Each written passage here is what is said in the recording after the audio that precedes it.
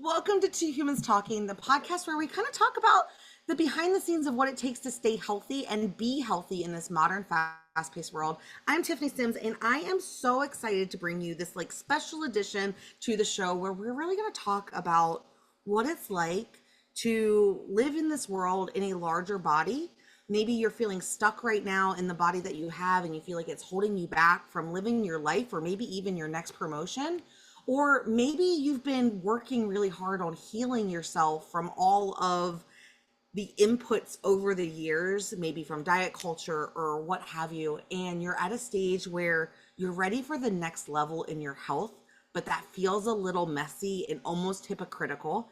And so today, Isla, Lynn, and I are going to share our stories about that and have a really wholesome, honest conversation with you about where we've been, what has worked for us, what maybe we're still struggling with now. And so, Isla, can you share who you are? Where can we find you on a Saturday? What makes you the unique you in this planet? Well, I am a mom of two, and Um, Saturdays are typically gymnastics and any type of sports and activities, for both my kids. On a sort of weekly basis, I'm actually a health specialist turned transformational life coach, and I guide women who are over 30 on how to show up authentically and fall in love and also stay in love securely. so fun. And so I that was my passion really, but ever since I was in, high school, college, it was always that plan of, getting a job and working up the ladder and getting to the corporate C-suite and, because that was viewed as sort of the success or the epitome of success. For me, however, that's changed after 18 years being in that corporate career, climbing up those stairs, and also dealing with the fluctuation in my weight because with corporation, with climbing up the ladder, there's a lot of stress, there's a lot of expectations, there's a lot of curveballs, and so trying to juggle that while trying to live life and following your passion, which is usually working with people, advising, guiding, I was always that friend that everybody would come to, like, what should I do? I think we've all been And there in some way, shape, or form. yes, absolutely. And I love to be that for my friends, but I never really thought it could be a profession. It could be something that I could profit from. Not in the sense of, oh yeah, profit, I'm going to make millions kind of thing, Money but is more not a like, dirty word. no, exactly. So that was another limiting belief that I had to work through along with the whole, eating disorders and everything that we're going to jump into. But more or less is, just trying to live the most fulfilling life that I possibly can, break generational chains of dysfunction on every level possible so that I can set my kids up for success and so that they can learn things that I was not privileged to learn when I was at their age, or I didn't have the role models because, those that I grew up around didn't really know because they only knew what they knew. And so I don't blame them. I kind of did the whole healing thing, but that healing journey was not linear. And we all know that healing is so not linear and it's just going to be ups and downs, and I'm just kind of riding the wave right now Love and that. sharing what I know. I love that. Yeah. And something I think that comes with age is recognizing that the generations that came before us did exactly what you and I are doing now in their realm. Like they stopped something and did things different, just like we stopped something and are going to do things different. And the kids that come after us are going to do the things heal from the things that they think we messed them up on. And I think that's part of the cycle of growth. I was just having this conversation the other day with a girlfriend, and I was like, I think what if evolution has less to do with the from ape to man evolution and has more to do with evolution of consciousness and growing from the previous version of our own families and surroundings. And I was like, man, in one hand I just that got makes me feel goosebumps really as you share that. I have to say that because you are so on point.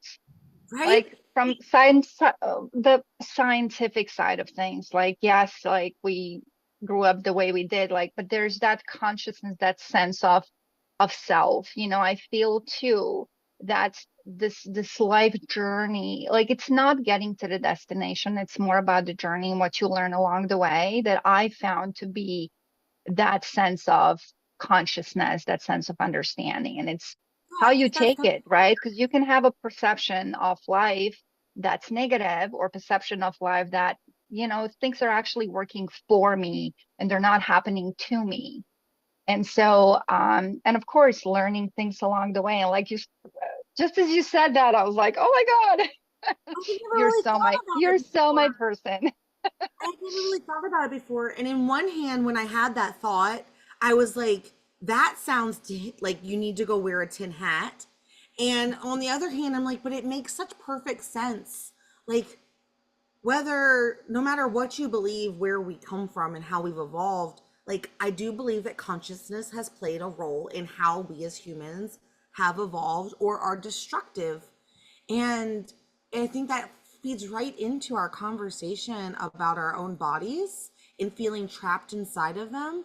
Because I don't know about you, but like when I work with women, while they come to me to lose weight, the thing that they actually care about is not how much they weigh or the number in their pants, like the size that they're wearing. It's there's this life that they feel like they're missing out on in their current body and with their current lifestyle. And Right. that once we get working on that and start healing those relationships with food and exercise and like making peace with the fact that we developed coping mechanisms and habits and patterns to survive some really hard times in our lives and like re-pour the foundation and build it from the ground up, all of a sudden, like, yeah, they're dropping weight and but they're finding their healthy body and they no longer feel trapped and like confined in their own lives. Do you find that And to be they true don't in your feel like, work? absolutely, absolutely, I do. The society has this view of, you need to be a certain size, although things have sort of fluctuated over the last few years as we got a lot more loud in terms of, curvy bodies are great, plus size bodies are great, skinny bodies are fine too. Like there's no one size fits all, because if we all look the same, how boring and dull would our world be? Right. We all bring all these flavors to the existence and this human experience. And this is what I've gotten to learn and truly accept, because I think a lot of this really has to do with self-acceptance of who you are. And yes, we're gonna go through changes. Like my first kid definitely changed my whole body, but I was able to bounce back. After my second one, I couldn't. I'm still very curvy and I love my curves. My husband loves my curves. So, you know, it is not that I want to be in my pre-baby weight or when I was 20, when I was skinny, because my mindset is so different. The way I look at life is so different. I want to be healthy clearly so that I can extend the longevity of my life, so that I can be around for my kids and my grandkids and maybe my great grandkids. Who knows, right?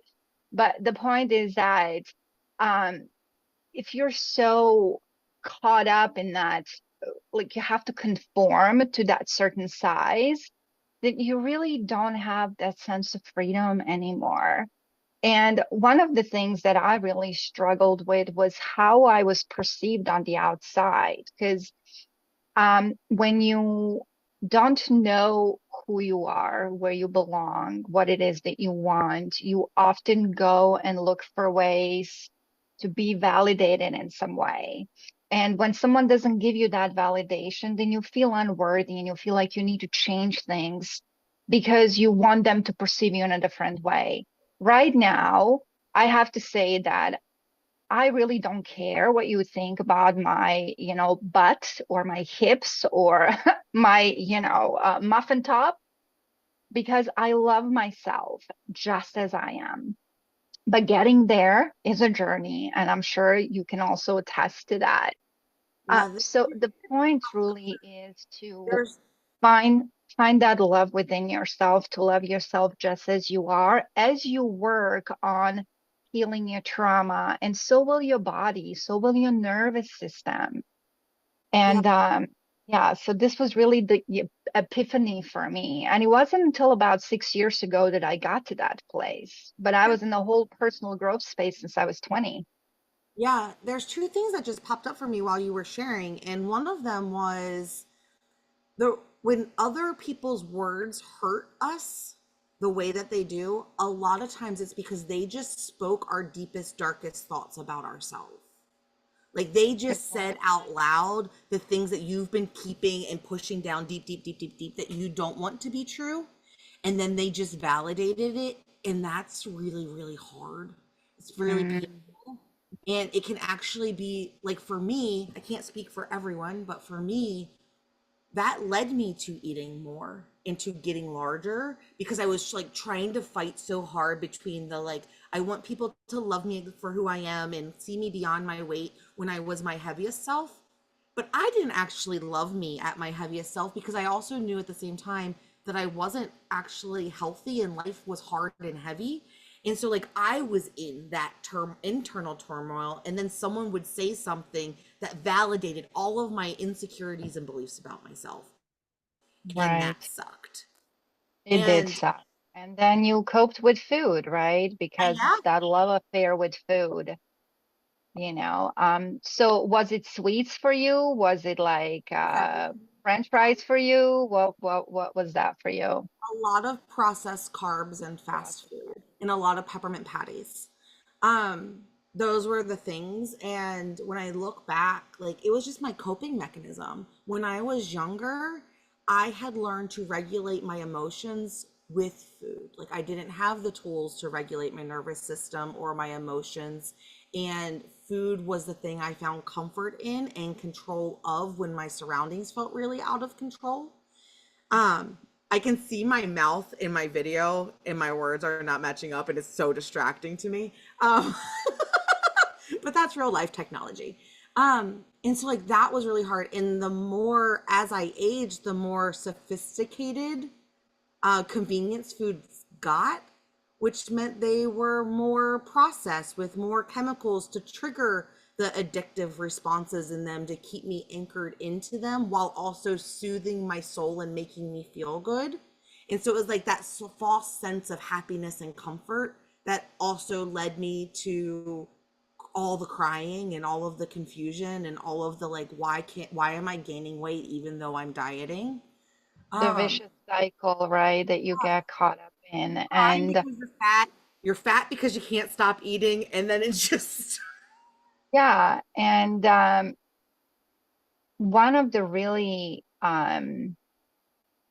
difficult things is that when you think that you're alone in that struggle, yeah.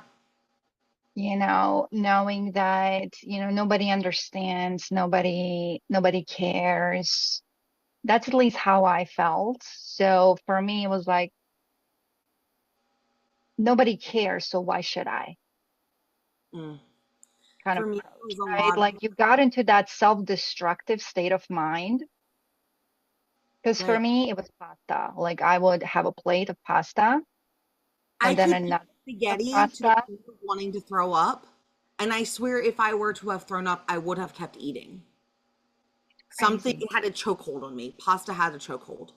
Yeah, same thing. And then after those two plates, I would grab the pot. Mm. Yep.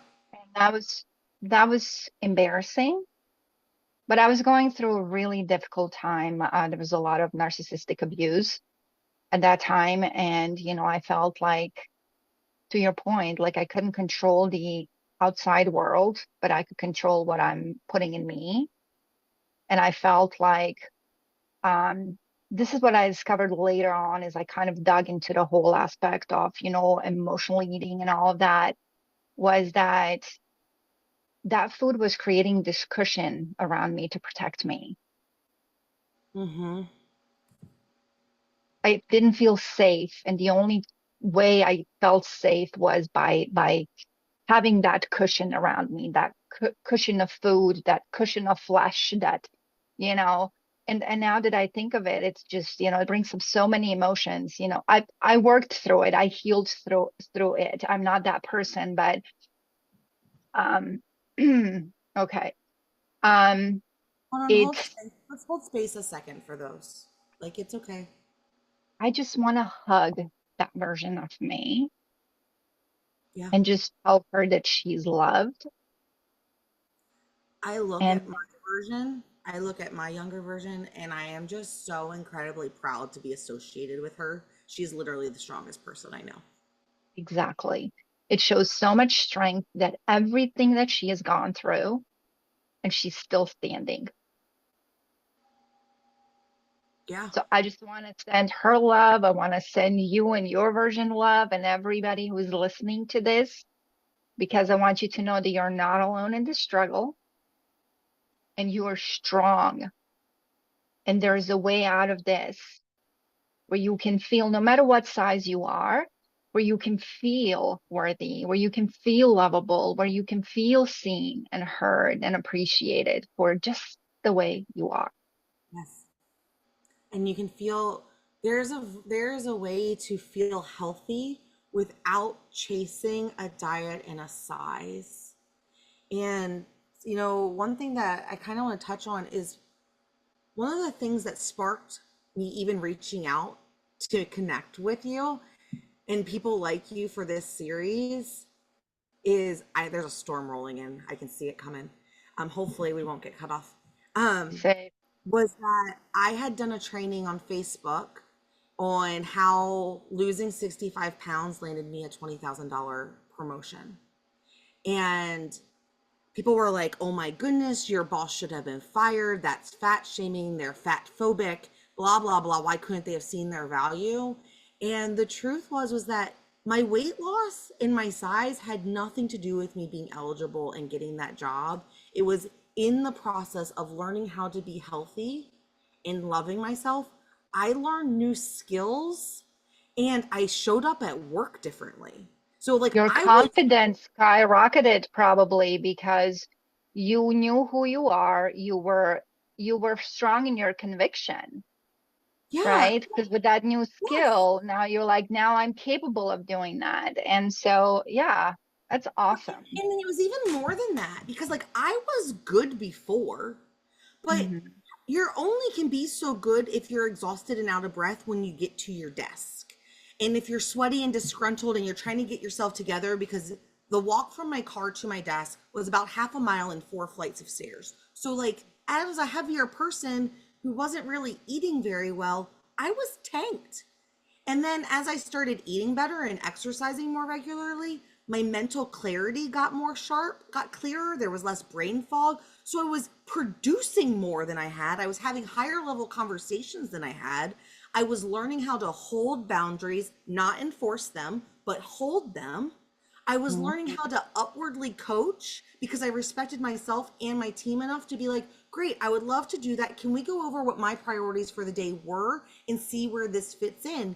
And so now I was allowing my management team to be a better leader because now they're able to go, oh, yeah, that thing I gave you last, oh, we don't need that anymore. And so, like, Right. I started coming to the table as a more capable leader type of person that had nothing to do with the weight, but in becoming her, I became a new person that it was a no brainer for them to hire me for that promotion. Exactly. Exactly.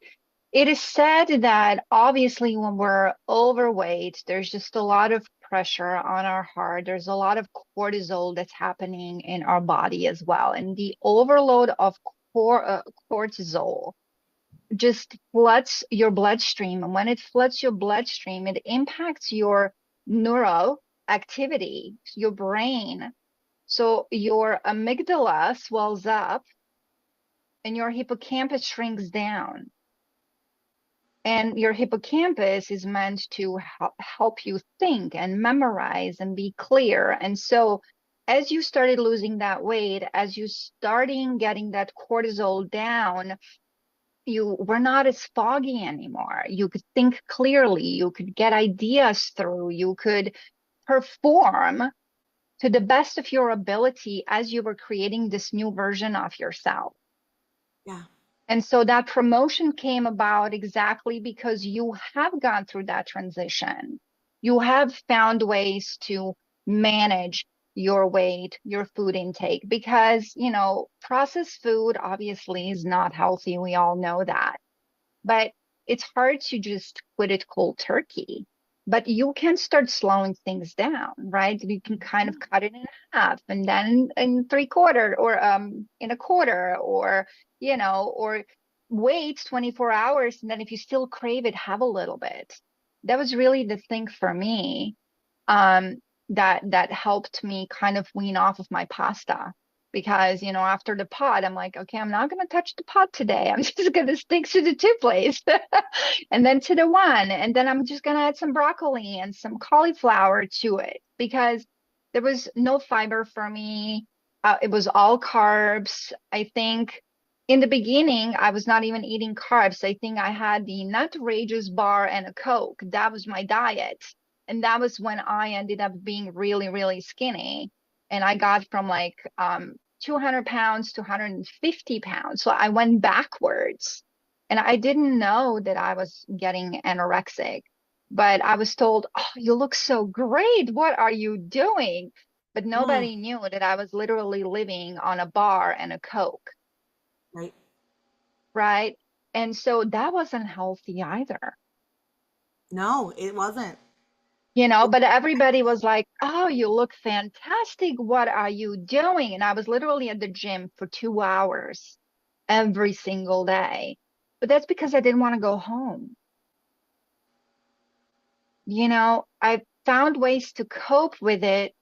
And so for me, it was like, okay, it's just the extreme, like it's the polar opposites. Either I overeat or I go extreme. There is no middle. And it was so hard to get to that place. And I'm so glad that there people like you out there to help those who were lost or who are lost just like I was, to actually guide them in the right direction and show them Yeah, the way, because thank you.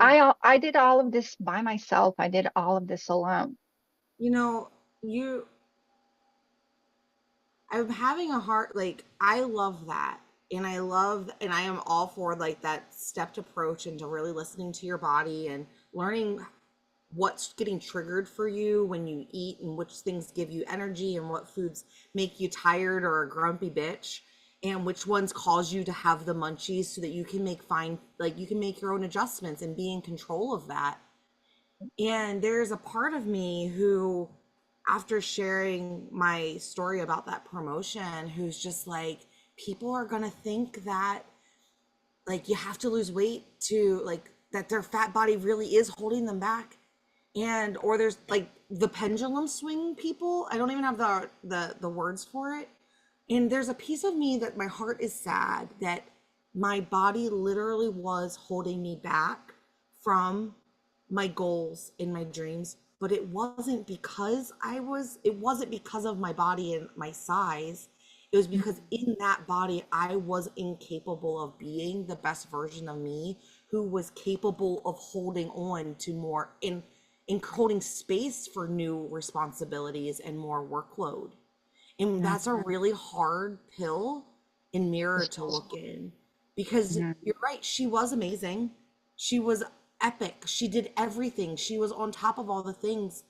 And at the same time, she actually wasn't capable of holding on to more in a way that a leader should be able to hold space for a team. Because if you can't take care of yourself in a way that is protective and serving of yourself, how are you supposed to do that for other people?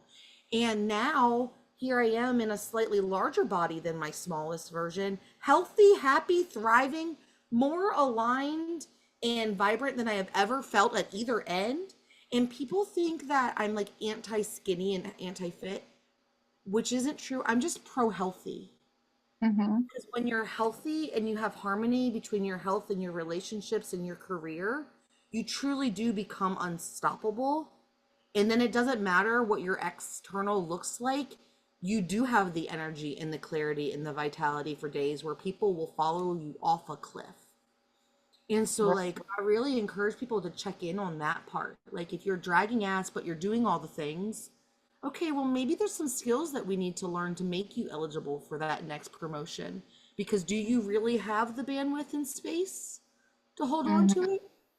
And when you do focus on healthy, like, doesn't matter what size you are, because your body will find wherever it hangs out naturally and happily. That doesn't take a lot of work either way. And I'm Right. curious, you, Isla, like when I say that, what comes up for you? What thoughts did you just have?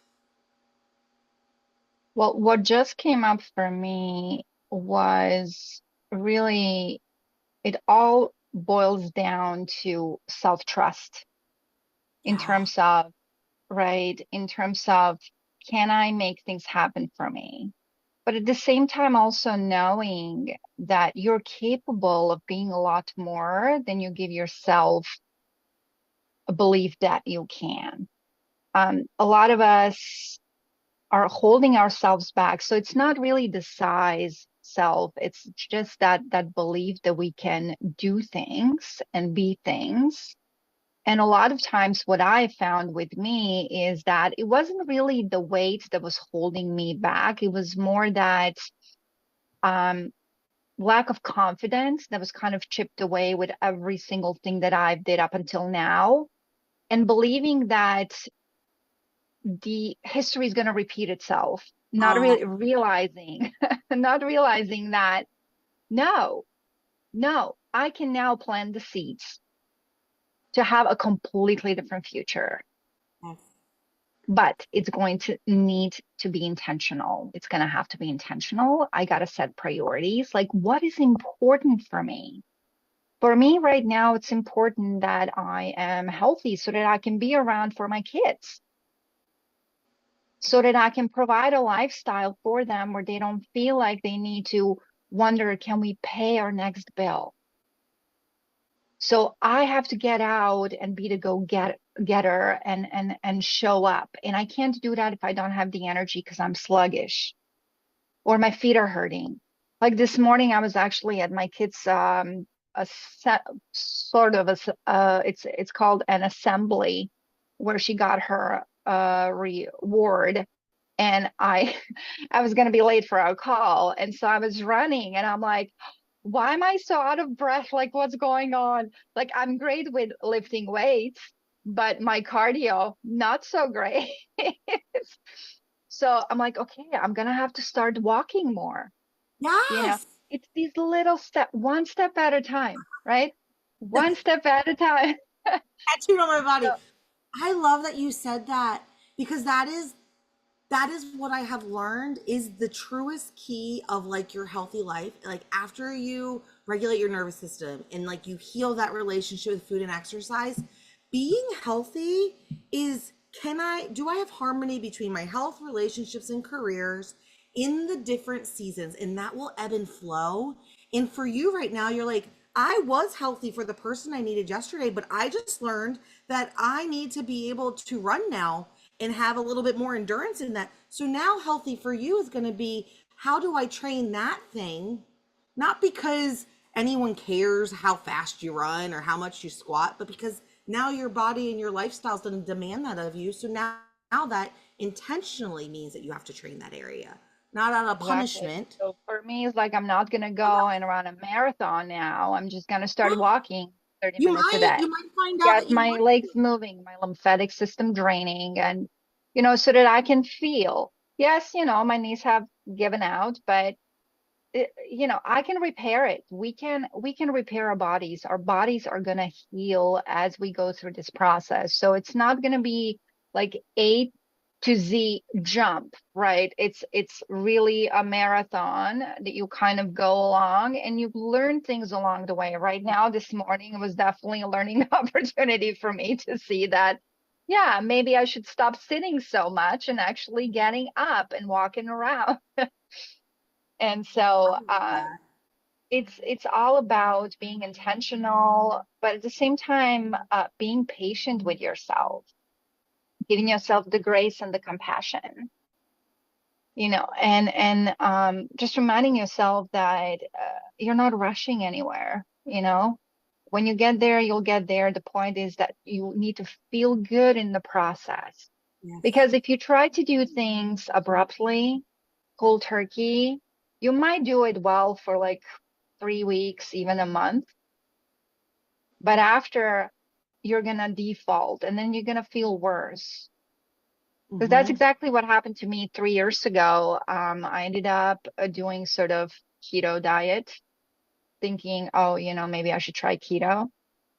Well, I lost weight, but then I gained it back twice as much when I stopped doing that stuff. And with the family and kids, they want to eat what they want to eat. I'm trying to, like, we cook, we have healthy food, but there's always, oh, can we have pizza? Can we have McDonald's? Can we, so for me, it's like, yes, we can have it once a month. So at least you'll have that little treat. But for me, when I go there, like in and out is huge here in California. And So so they disappointed absolutely by love In it. and Out. I was so disappointed. You guys hyped that Why? What happened? thing is so gross. Like I was like, this was disappointing. Oh, I'm sorry to hear that. Yeah, for me, so when I go, I do sort of protein style. I don't do the bun anymore. Even though I love carbs, I don't deprive myself of carbs, but I'm pretty mindful as to what I eat. So if I have too many carbs today, I'm gonna have more veggies tomorrow. Like Mm. I still eat the foods that I like. I'm not chasing the scale anymore. I don't even go on the scale anymore. I'm like, I don't care. I could see if I lost inches.